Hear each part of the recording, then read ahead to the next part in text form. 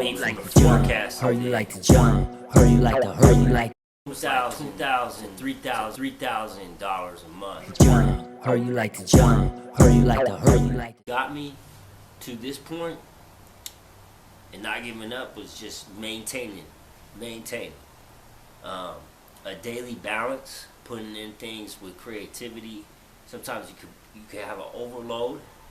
You want to have something that you don't really want to keep going, that justifies this is not worth it, and that's where you change it up and mix up some kind of schedule. Because us as human beings, we're all like evolving creatures of what we like, as well as the fundamental of just surviving. Because there's so many people just in LA alone. Did you know how many people there is? 5.7 million people for every 10 miles, like literally. So like, just in LA, it's like you have all these people, and just think about where they're just like, all right, I'm gonna listen to music today. Jump. Heard you like to jump. Heard you like to. Heard you like to.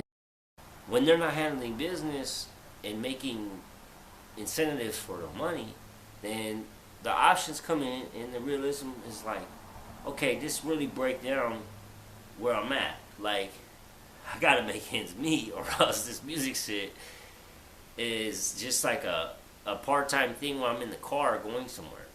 Like, I'll listen to music as an interest. Is it a hobby? No. Is it an option to do something available to them because that's just where they're at in the car and they have to go somewhere? Yeah. Like, you think about it, someone's not listening to your music to make you money, and I don't really give a fuck about that. That's the option I'm looking at. Like, who listens to music to make another person money? They listen to music because they like their sound, they like the lyrics, and they like their voice and their vocals, they like the beat, they like the whole vibe of the track. It's telling you what they like about the music. They're not listening to make the person money. Jump. Heard you like to jump. Heard you like to. Heard you like to. And when you go to work, you think, okay, well, I'm making my money this way. This is how I make money. This is my way of like joining in with making money. And when I make money, is it enough? Am I doing it just to survive? And that personally for me was like, okay, this is what draws the line. This is where I gotta say, like, I gotta cut doing what I'm doing as a profession and go into creativity, because my creativity is a craft too that makes money, but it's not enough money, and it's something I can just rely upon. Look at Kanye West. Look at Kanye West in his studio in '97. Has anyone ever seen that picture?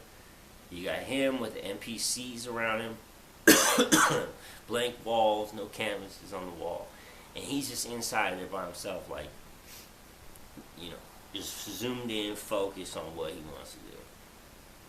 It's just real serious, just focused. And that's something that I learned from being focused. It wasn't like, I don't want to make something happen that's not going to, I'm just focused on the moment. And he was focused on the moment in '97, and then made 2001, he came out with the Jesus Walks. The Jesus Walks, and then blew up, While he did it, though, he went through the aspect that a lot of artists forget about, and that's self-promotion.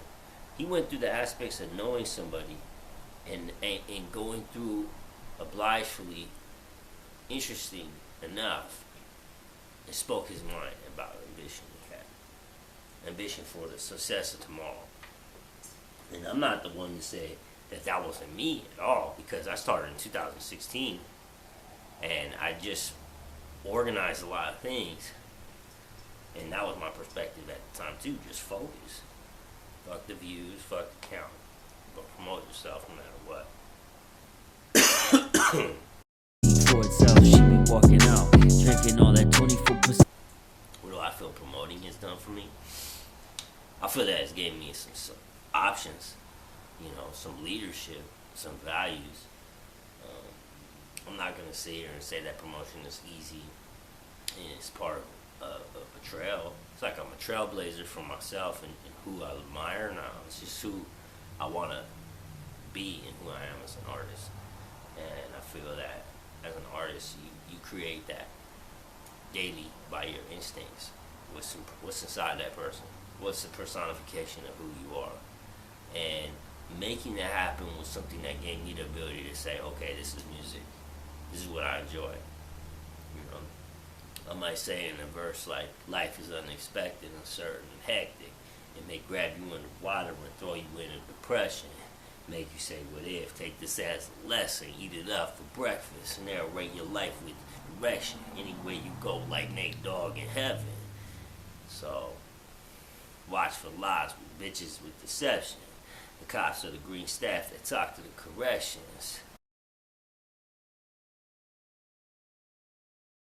Bad choice to get you to the top, whether you a gangster or whether Hugo Boss. The same scenario of, when Tupac was out, I don't feel it reaches the same poetry. It doesn't reach the aspect of storytelling. I put that in the emphasis like Travis Scott or emphasis of like Pop Smoke was cool. Like when he came out with his vocals, like it was more like storytelling with like 50 Cent sound, but like his own shit, And that's what I feel, because it's not like how the 90s were with Pac and the sincerity of the lyrics that meant the true lifestyle of where he was at. I don't know if a lot of these artists meet that true lifestyle.